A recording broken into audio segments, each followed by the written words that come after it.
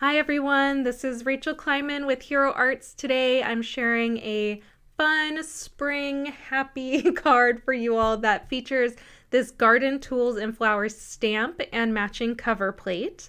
I will also be using the wood fence fancy die. I believe this is from last spring release, and this grass piece here is from the butterfly foliage fancy die, and I'll be using the abstract crisscross cling stamp.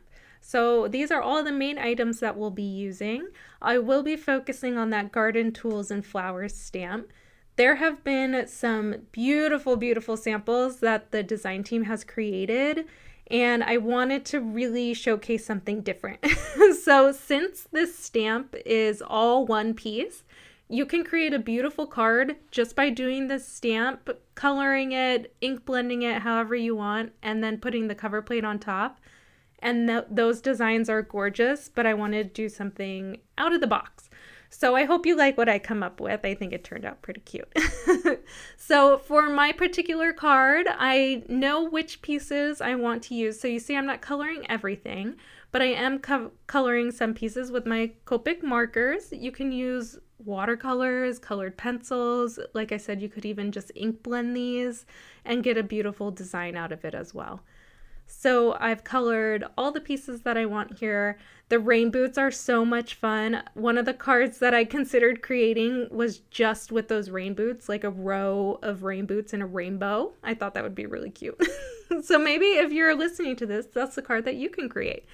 You see that cover plate matches exactly on top. One of the things I like about how the cover plate cuts these pieces is that it does not leave like a white border around the edge. So you are cutting these stamped pieces out right on the stamped line, and I really, really actually prefer that. So I like how that turned out. All right, this is a piece of Arctic cardstock. So our card base is this Arctic cardstock, and I will be stamping directly on the front of it with that abstract crisscross stamp.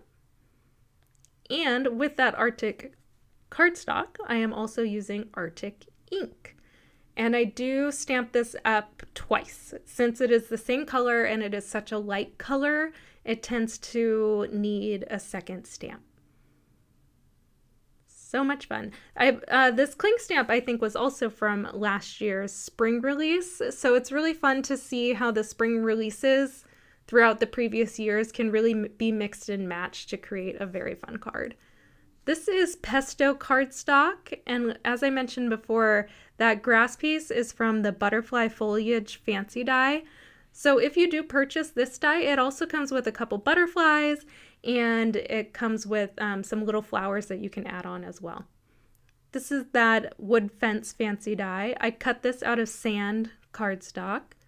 And since all of the stamped images were so blended with my markers, I wanted to also do some blending on these cardstock die cut pieces.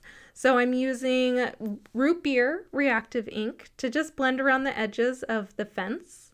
And I'm really trying to work that ink into those grains that are kind of embossed in the die.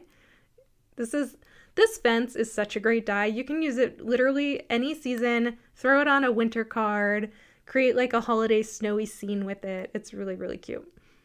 And with this grass die, I did cut the grass out of pesto cardstock, and now I'm inking the edges up with the green apple reactive ink. And this will just make everything much more cohesive as I build it together. And for the sentiment, I'm using that little hello that is also included in the Gardening Tools and Flowers stamp set. And I'm lining it up at the top so that I can just cut it out and do a very small like banner strip to add to the top. There you go. So when I have a really tiny piece that I need to cut, I'll use some leftover tape from my die cutting tape to just hold it in place in the cutter there. And then you see just freehanding a little banner. Simple enough. And to let this piece of sand cardstock match up with that sand wood grain, I am inking up the edges again with the root beer just around that sentiment strip. And now that everything is cut out, colored, ink blended, ready to go, it's really time for assembly. So I'll go fast through the assembly, but I did want to show this part because I add some things to the fence in a slightly different order that maybe it would look like if you were just looking at the card. So first you see just simple gluing the grass onto the bottom of the fence. I'm going to add some foam tape, and by some I mean a lot. I am definitely a fan of more is better. I don't want this to get crushed in the mail for when I send it, and we don't need to save our foam tape that much. So I'm adding some little yellow flowers to the hat, and I want to tuck the hat onto that little fence post there. And then there was this cute flower pot image, and I want it to look like that flower pot is resting on one of the fence pieces. So you see I'm gluing it from behind, placing it where I want it, and then just pressing it down.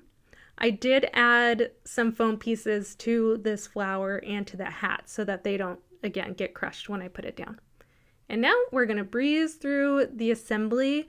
You can really get an idea of how all of these pieces could create any scene that you want for spring or even summer. It would be very, very cute. But I really do challenge you to look beyond just that solid stamp and how these little pieces can be used and showcased in a different way than what we're used to seeing. So I added some of the flowers to that watering can. I thought that was really cute. We have the little gardening shovel that we're tucking in there. Then there's like a garden rake that I'm gonna add on. You see with the little pieces like this, those tweezers from Hero Arts, it's one of the best tools that you can purchase. If you do not have reverse style tweezers, highly, highly, highly recommend them. And I own a couple of pairs from different brands, but the Hero Arts ones really, really are the best. Adding those rainbows there, the vine, you see everything's just getting glued down.